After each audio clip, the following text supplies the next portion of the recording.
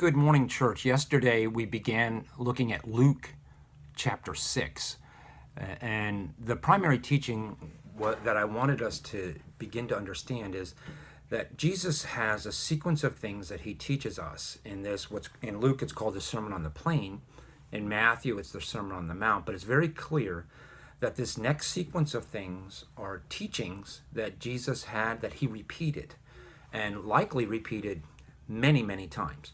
Luke has the entire end of the chapter, all of it is red letters, the words of Jesus. Luke doesn't interrupt it at all in order to help us to begin to understand that this is a sequence of things that shouldn't be interrupted, that we need to take all of these things into account. And so we're going to be looking at a little piece each week between now and Easter, just a little piece of the Sermon on the Plain. So yesterday we talked about this first passage in this part of the teaching, which is the equivalent of the Beatitudes in Matthew. Matthew says, for example, "Blessed are you who are poor in spirit."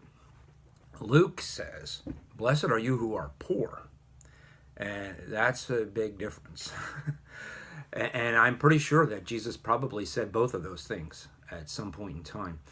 And it's hard to get our human minds around the idea until we begin to realize what I began to teach yesterday.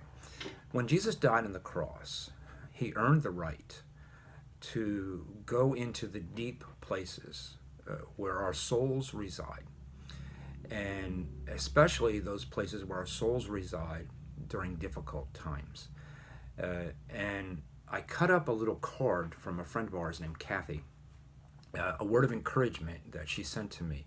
She has no idea, and I really don't either, but she has no idea the extent that that kind of action has on a human soul. See, when life on the surface is difficult and chaotic, and some of these things that Jesus talks about, when money's tight, when we sometimes go hungry here in this passage, when people don't like us for whatever reason, but especially if they don't like us because of things that we've said about Jesus, when they reject us, when they walk away from us, when they leave us, when a friend turns their back on us. Those are when, and I just talked with Mr. Hyde, Roger's dad, and he lost a granddaughter, 31 years old, who died, just suddenly died. Those are hard times. That's the difficulty of life, and difficult things that we all face. And my family, we face it. You guys face it. We all have our own troubles. And if we only stay on the surface and try to fix our troubles, we really don't get to experience the depth of the cross. Jesus died because he wants to be there for us in the deep places when life is really, really hard. And when we look up at God and we go, "What are you doing? How can this possibly be good?" Jesus wants to meet us there, and he died for that right. Part of what I want to do is help us to begin to understand the extent of our life on earth and the decisions and the actions that we have. The message was about rejoicing. And I shared with you that rejoicing is not contingent upon whatever's happening on the surface of our life. The circumstances don't determine our rejoicing. The circumstances might determine whether or not we're happy, or whether or not we're sad, whether or not we're glad or angry. Circumstances can do that, and they can provoke emotional responses and intellectual responses and even spiritual responses. They can drive us to or away from God. But when circumstances are difficult, the Bible teaches us that that's a particular moment in time in the life and journey of your soul when you need to make a decision. Are you going to choose? Rejoicing is a choice. Are you going to choose to rejoice? And if you're going to choose to rejoice, then that joy that you're choosing is not dependent upon you, and it's not dependent upon how you feel or what you think or your theology. Our joy is dependent upon the Lord. My joy is in the Lord Jesus Christ. And that is where I will eventually find my strength during the difficult times of life. And we shared a couple of ideas from Paul, one in Romans, that we rejoice in our sufferings, which on the surface is a completely ridiculous thing to say. But the reality is that in our sufferings, we go to deep places. And that's where we meet the depth of the cross, the strength of the cross, the wisdom of the cross. It's always in deep places. It's not on the surface. On the surface, we just laugh and cry. But in deep places, we make decisions to believe and to love and to have hope. And when we choose to rejoice, Paul says that eventually what happens is it gives us perseverance to work our way through whatever's going on the surface. It gives us character to reveal the depth of our relationship with God in the midst of the trouble that we face. And so others can see that my character is determined by the Spirit of Christ that lives in me. And eventually, it gives us hope. And that gets poured into us because we realize that in the depths, we cried out to the Lord, and He was there. He died for the right to be there with us in the deep and dark places of life. And so He fills us when we choose to go down there and meet Him. He fills us and pours into us a great hope.